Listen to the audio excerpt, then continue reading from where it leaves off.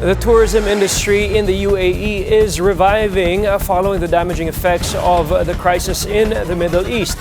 Filipino travel agencies express gratitude to the UAE government for its continued response and support. Yan po ang agenda report ni UAE correspondent Camila Iman.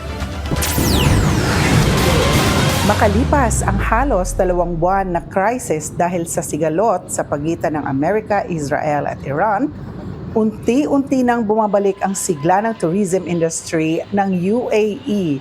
Ayon sa Dubai-based travel agency na Pinas Travel, matindi raw ang naging epekto sa kanilang operasyon ng crisis, sanhi ng airspace closure, booking cancellations, refunds at UAE directive na i-waive ang visa fine sa mga overstay na mga turista.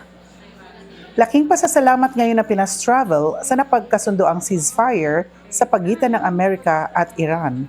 Nung nagkaroon ng usapang ceasefire, medyo naramdaman naman natin ang kumbaga ay naging kaluwagan dahil nagbukas unti-unti ang airspace, may mga flights na available na. Ayon naman sa Victory Star Travel and Tourism, mas nagkaroon sila ng maraming pay-ins simula nung unang araw ng ceasefire. And since na magkakaroon na naman ng holidays, mas marami raw nagpapabook sa kanila at bumaba na ang ticket rates. Simula nung April 8 na nag-ceasefire, doon kami talaga na tuloy-tuloy talaga yung mga inquiries namin. Nakaranas man na matinding pagsubok, excited at puno pa rin ng pag-asa ang mga travel agency, lalo't ayon sa ulat, naghanda umano ang UAE government ng 1 billion dirhams o katumbas ng 272.2 million US dollars na pondo bilang pagsuporta sa business sector kabilang na ang tourism industry. Unang-una, ulitin po natin lagi ang pasasalamat sa UAE government. Hindi sila tumitigil na maghanap ng mga paraan, ng mga inisyatibo, ng mga proyekto para makarecover tayo. Itinuturing nila ang UAE bilang best and safest country in the world to visit.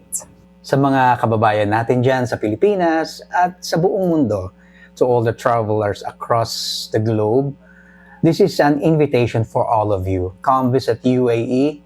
It's one of the safest country in the world.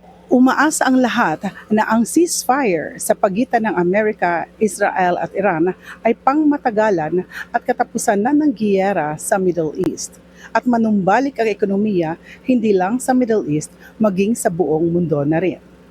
Para sa agenda, Camila Iman, Billionaire News Channel, Dubai, United Arab Emirates.